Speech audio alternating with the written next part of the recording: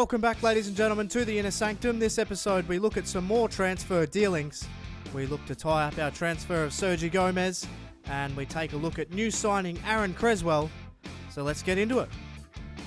So having a look at the brand new signing, Aaron Creswell, he's 26 years old, 5'7", 145 pounds, English, and he's a left back, of course. His attacking work rate and defensive work rate are medium, so he can stay back or run forward as well. His weak foot is 3-star, and we have a look at his traits. He's also a long shot taker, so he can be dangerous from outside the box as well.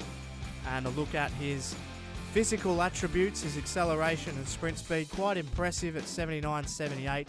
Not the quickest player in the team, but he's very consistent. His balance and his jumping are obviously elite, and his stamina is really, really good as well. Aaron Creswell will no doubt be putting some pressure on Jordan Amavi at the left back position, and he gives us much needed depth in that position as well. So welcome aboard, Aaron Creswell.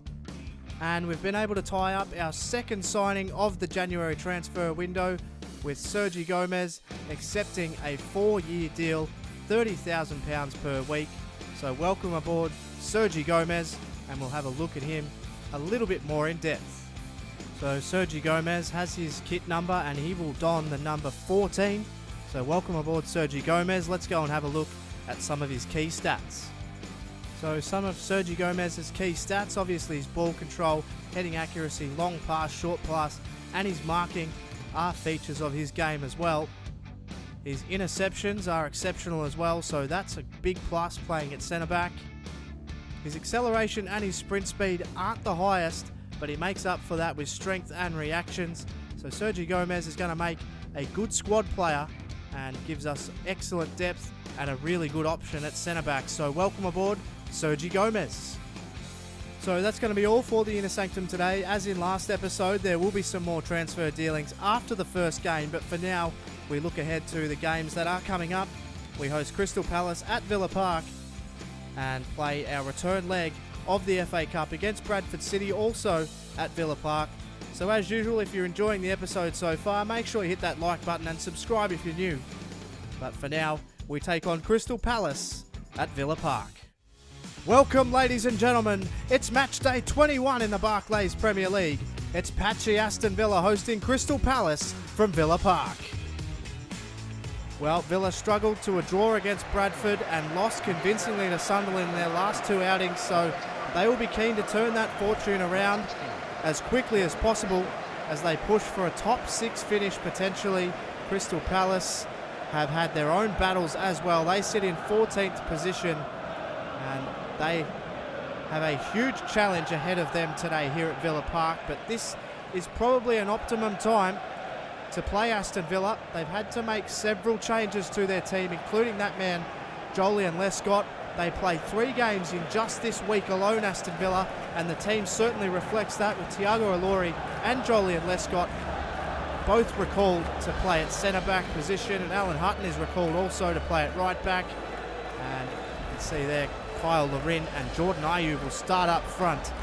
Neither of those started in the last game either. So for Crystal Palace, they come in pretty strong with Connor Wickham up front and Jason Punchin to play just behind him. Bakare Sako and Lee Chung-Yong will play in the wide positions, and Mile Jedinak will anchor the midfield as well. So a rainy old day here in Birmingham. There you see Connor Wickham. He will always be a threat for Aston Villa. Their defence has been patchy.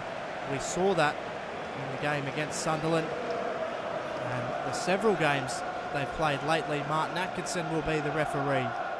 Aston Villa need to turn their fortunes around if they want to maintain a top 4 position. It was one thing they were doing exceptionally well, was defending, and today they have a bit of a disjointed back 4. It's not their usual back 4, but with 3 games in just 1 week, they're forced into changes. The creator of the team, and here his ball is to Ayew.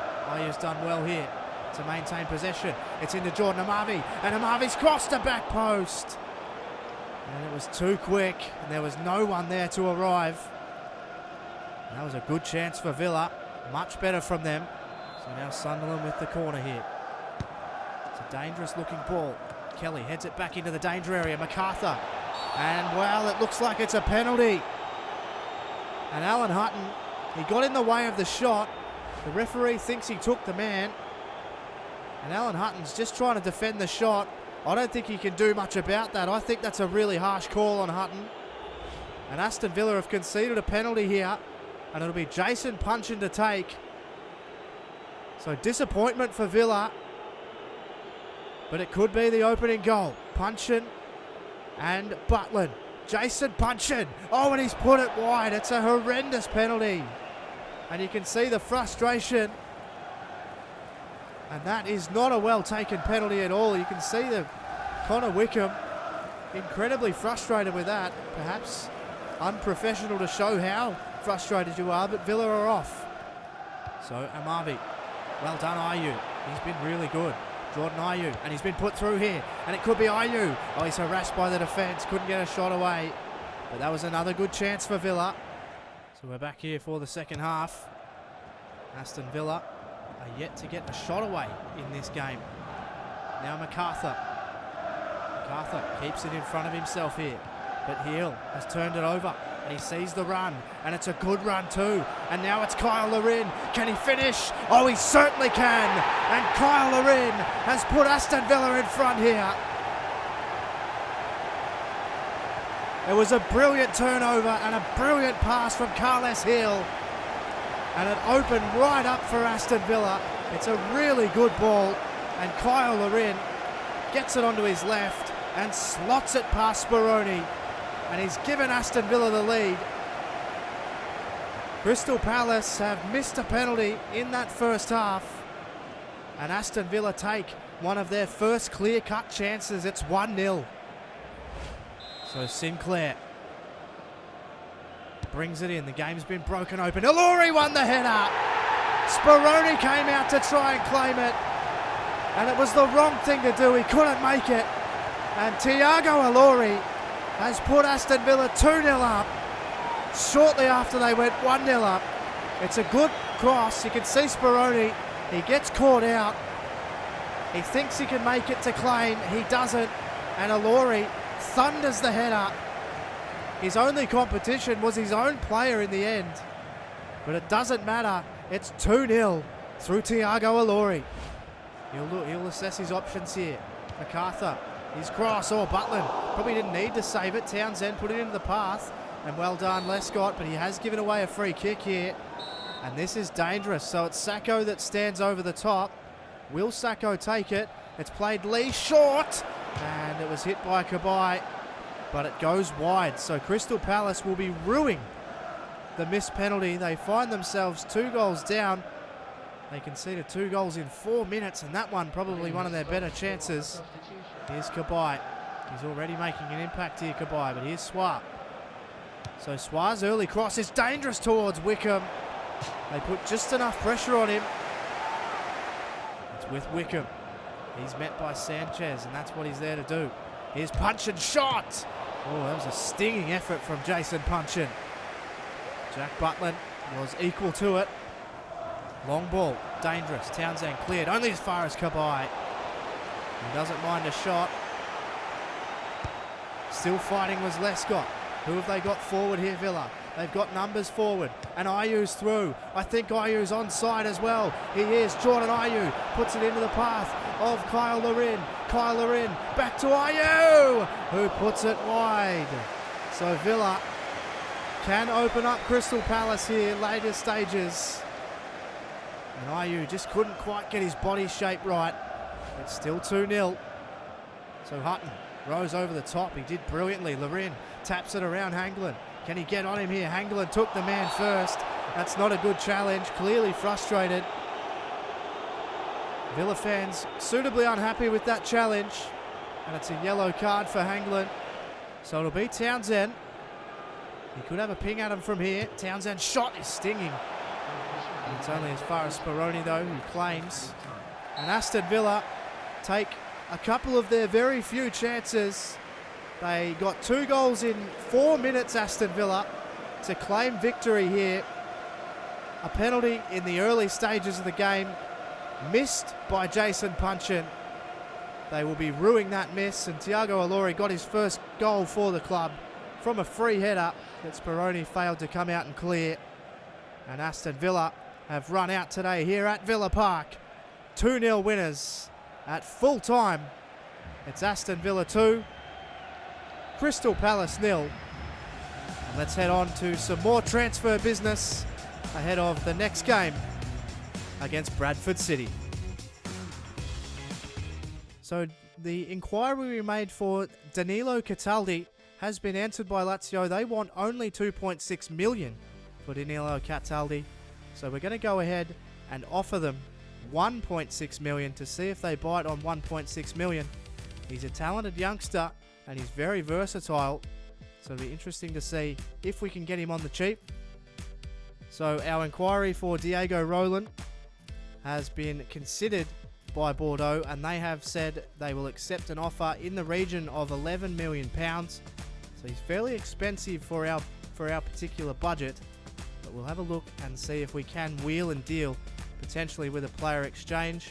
And the player in question will of course be Charles Nzogbia. So we'll offer them 6 million plus Charles Nzogbia, just to throw a little feeler out there to see if A, they're interested in Nzogbia, and if they are, what they would accept. Welcome, ladies and gentlemen. It's the round 3 FA Cup replay as Aston Villa host Bradford City from Villa Park. Well, Bradford's hearts, they were broken late in the last contest these two had. Bradford conceding a 90th minute equaliser, setting up this replay. Aston Villa will be keen to use the home ground advantage to their advantage and move on in the competition. But Bradford, they outplayed Villa for large portions of the last game. That was at their home ground, which is renowned for being a tough place to get anything. But Aston Villa will be looking to turn those fortunes around.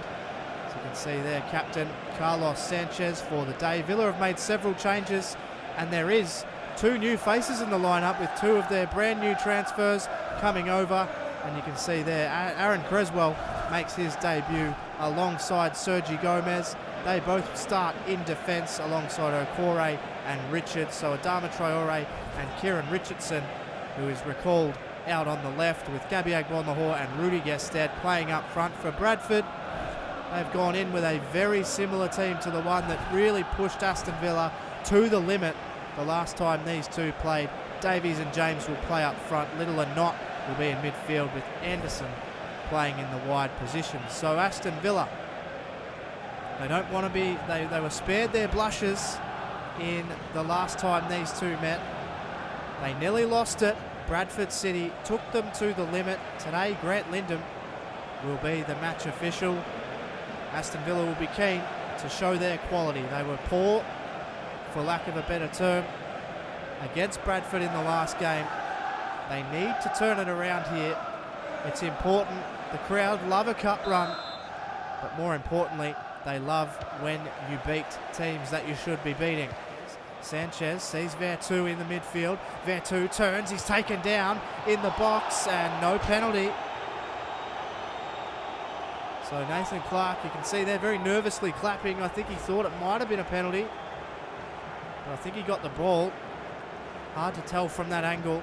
Okore plays it. It's Agbonlahor, and Jones is able to save. So Villa are certainly looking a different team to the one of that Bradford saw at their home ground.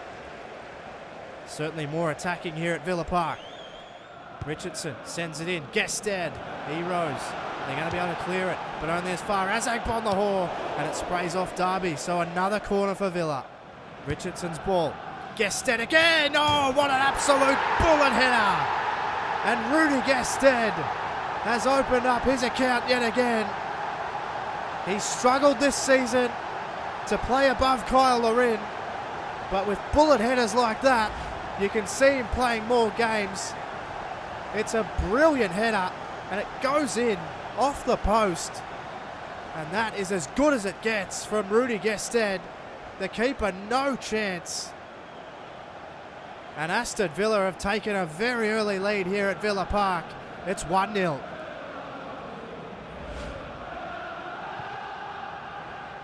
So what can Anderson do? His cross is really dangerous, and it was met first time by Davies, but he puts it over. Okore, now Davies, now James, and it's back. Richards, oh, he took a poor touch, and Davies couldn't finish.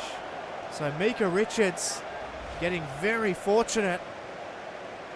And Davies really should be finishing from there point blank.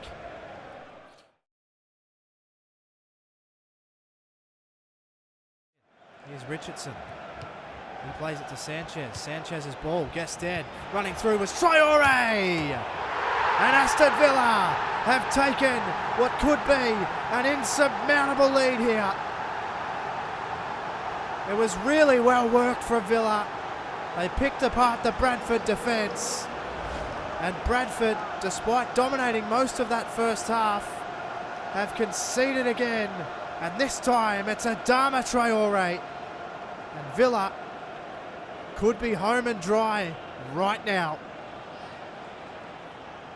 It's 2-0. Puts it across. Guested back to Vertu. He's going to hit it first time, Vertu. But he skies it. As we have a look ahead to the next episode, it's Aston Villa taking on Leicester City from Villa Park. And he keep it in front of himself. He does here, Agbonlahor. And he plays it. And now it's with Creswell. And Aaron Creswell has a strike. He's good from long range, Aaron Creswell. It's not a bad pass there. And it's gone through to Clark. And the shot! Oh, it's rattled the post. That was an excellent effort. So Aaron Creswell can make the run here. And he's absolutely away here, Aaron Creswell. He's going around them all. Creswell, excellent run here. Brilliant stuff from Aaron Creswell. He turns his man. He can maybe go all the way here, Creswell. He looks on the inside. He's found Vertu. Oh, it would have been a brilliant goal. Plays it out. It's still with Agbonlahor. Plays it in, looking for Townsend. And it gets intercepted, but a brilliant run from Aaron Creswell. So Aston Villa are through to the next round of the FA Cup. Villa Park erupts. And they have gone through in style. And Aston Villa, sensational tonight. They were much better. They got forward. Goals to Rudy Guested and Adama Traore. I've seen them through. They were more clinical tonight.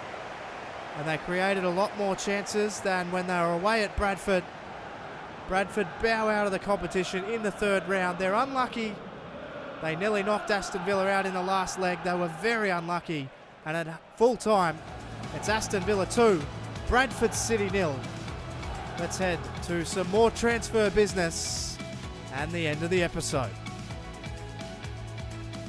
So with the offer of $1.6 million for Danilo Cataldi being rejected, they are holding firm on $2.6 million. So we're going to offer them £2 million to see if they'll take that. And just on to some players that will be up for sale as well to try and bring in some additional transfer funds.